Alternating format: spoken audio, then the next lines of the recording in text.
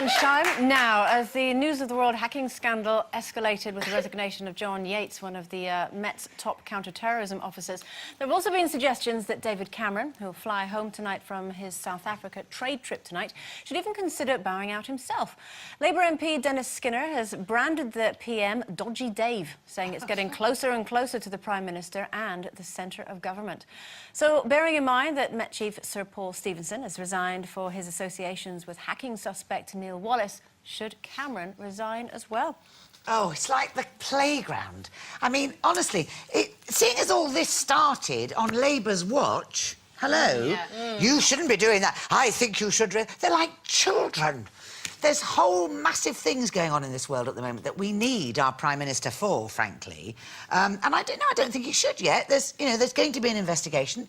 And the whole business about employing somebody to do his PR, whatever, that's PR. It's got nothing to do with how he, is running the rest of the country. And maybe, it's all... There's so much to come out. And I honestly, seriously think it's getting hysterical But now. do you think the fact that, obviously he hired someone who has then become embroiled in all this, that he's tainted by association? Well, the trouble is, this is the thing nowadays, isn't it? You can be tainted by association, and be completely innocent, and everybody assumes you're guilty, and actually you're not guilty until you're proven guilty. Okay. So let's all just calm down a bit and see what happens. But no, I don't think he should resign. But he is extremely guilty of really bad judgment. Well, because actually, when he hired Andy Coulson, he knew why he wasn't working for the News of the World anymore. And I think, I don't think there's anything totally criminal in that. And I think, yeah, he might as well resign because everybody else has. Let's just let everybody just resign. And it is getting a little bit insane. But he should, maybe he should say something to appease the opposition. But it is quite rich of them to be calling for his resignation just because he did employ Andy Coulson. He was wrong in doing that, but, I don't know what he can do. I'm not quite sure who would benefit, what would be the advantage of him resigning now? And, maybe he should come back. He should be here, and he is coming back early, but he should come back and say something and sort it out. I know he's recalled or said that Parliament have got to stay a little bit longer and say, So, I don't know what the advantage would be of him resigning at this point. But can Not you, yet. I take your opinion, but can you see why some people would think that? Because obviously we've now lost, a whole media empire is in the process of crumbling. There's top people in the police that have handed in their resignation. Well, but they're not necessarily... They've handed in their resignation because everybody's calling for resignations all over the place. These poor people actually might have been completely innocent of any knowledge of what was going on. Do you not think it's a knee-jerking situation anyway? Everybody is doing that at the moment.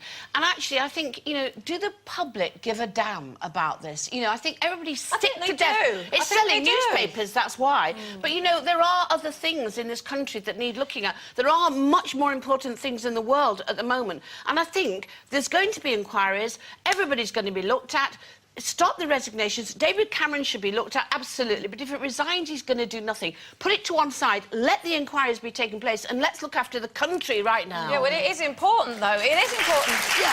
It is important that you get to the bottom of who was responsible, who knew about it, and what will happen. Yes, exactly. So no more resignations are required as yet until we actually... And those people should pay the price and should be really, really harsh penalties. But I don't like all this game of political football with the politicians just baying for blood for the opposition. It doesn't make any sense to me. No, because they're all... Let's be honest, that's the nature of power, is things go on that you and I'll never know about, and this happens all the time.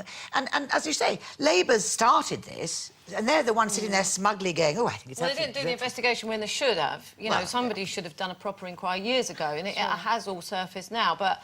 And it is good, isn't it, that the press don't get... But don't keep saying, because it's been going on for ages and it's always happened. That doesn't make it all right. No, it doesn't make any of it all right. Do you think as well, obviously, that this is all part of the rough and tumble of politics, that, there are issues that'll come and go and that one party will blame another for mistakes from the past and mistakes from the present.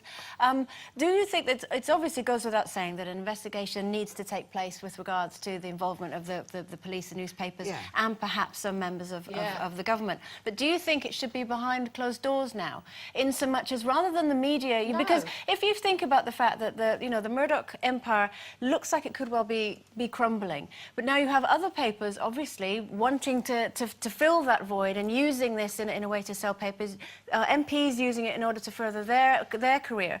Don't you think now that absolutely we should just move to one side, yes, report on it, but not page after page after page? We know what the issues are, look into it and then report on it afterwards. That's just a media selling newspapers. I think there's bigger things to come, and I think we're being blinded by what's happening right now, and I think we're gonna find that something major is just about to burst. That's my feeling in my waters, ladies and gentlemen. We're all covering each other. OK, it is competition that. Now, our first guest became known to millions as Kelly Taylor in EastEnders, but her life was changed forever in 2008 when her brother Ben was killed in a brutal stabbing. Ever since, she's worked tirelessly to raise awareness about knife crime, but now she's also dipping her toes back into the industry that made her famous with roles like this one. Please welcome Brooke Kinsella.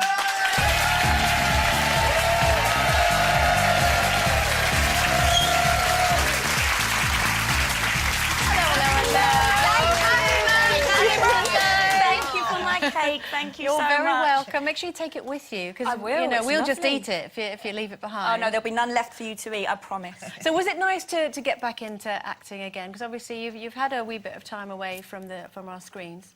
It was really nice. I mean, it's only a small cameo role, but to work with Bradley Walsh was amazing. And to be pregnant, it was strangely really enjoyable. I just kept walking around, rubbing my belly. You know why it was enjoyable? Because you can take the balloon out and go back. It makes you feel really skinny after. If you want to feel skinny quick, just put a big pregnancy belly on for a few hours. It's brilliant. Balloon-like. I think the way I was sitting, actually, it wasn't too... Yeah, for how small I am as well. But it was really good fun, and it's nice to kind of get back into it. And is that the only thing that you've done? Have you got any other things lined up? I did quite a few things this year. I did Holby City and Missing, but funny enough, everything I'm playing involves me having a child, being pregnant. So, and I think I'm just feeling a little bit emotional because it's my birthday. I'm feeling like I'm getting old. So, how old are you? 28. Oh, so old.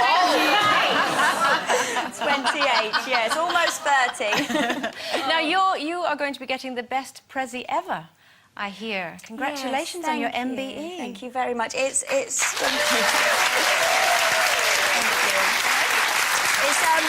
a lovely honour. I keep giggling to myself every time I think about it, because I honestly don't feel that deserving of it. It's not just me that does this work. We all know there's countless people out there who fight really hard, you know, to kind of create awareness about knife crime, so I do want to share it with all of them. But it is lovely, and I do need to find an outfit to get to the palace with. Tell us about it, though. Tell us what you have actually been doing on the road and everything.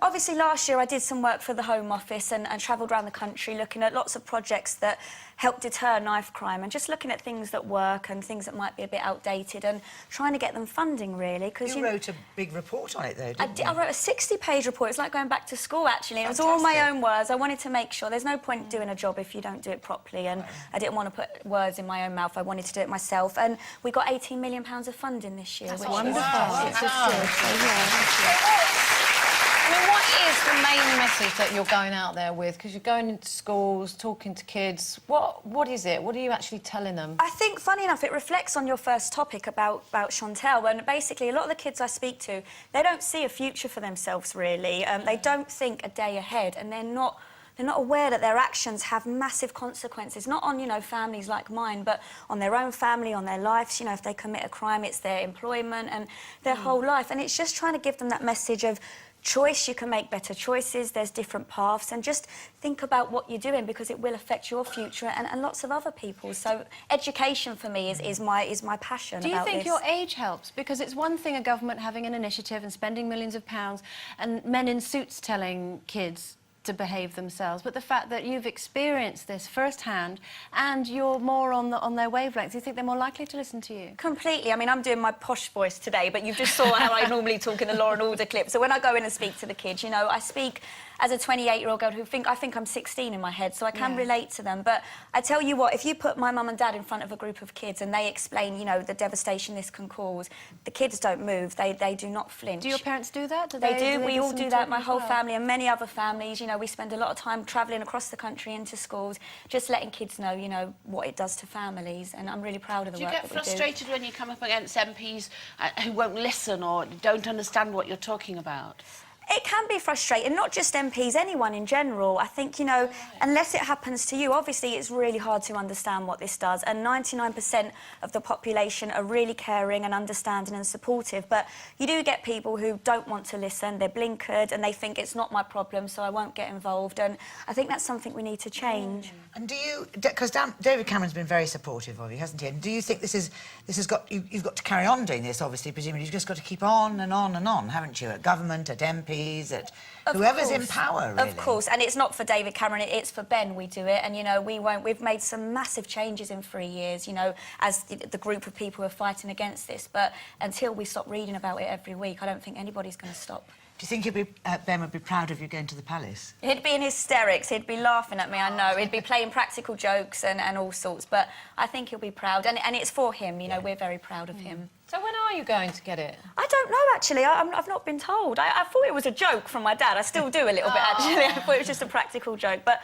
I think around Christmas time, so it gives me time to plan what I'm going to wear. And what you're going to say. And what I'm going to say, and practice my posh voice, most definitely. Talking about something else you did 71 degrees north. Yes. Was that the most... Yeah, was it really frightening? It was hell. I did it with, you know, your lovely Lisa, and I don't want to ruin it for anyone who's going to watch it, but it was an amazing experience, but, you know, it was probably one of the toughest things I've ever done, I'll say that, yeah. Was it scary, though? Was it really scary, or pretend scary? Not at all pretend. I was thinking it's going to be pretend, it's TV, not at all pretend, and you'll see all that when it comes out. You'll see just how tough it was and how scared we all are, I think. And is it the cold that gets to you? Is that the worst part, or is it the task? I think if somebody says to you you're going into minus 25 degrees, you can't even comprehend that. And it's amazing how quickly you get used to it, but I don't think I'd ever put myself back in that situation. Well, Brooke, it's lovely to see you again, and really heartfelt congratulations on your MBE. We look forward to seeing you again on our screens with Brooke and Sarah.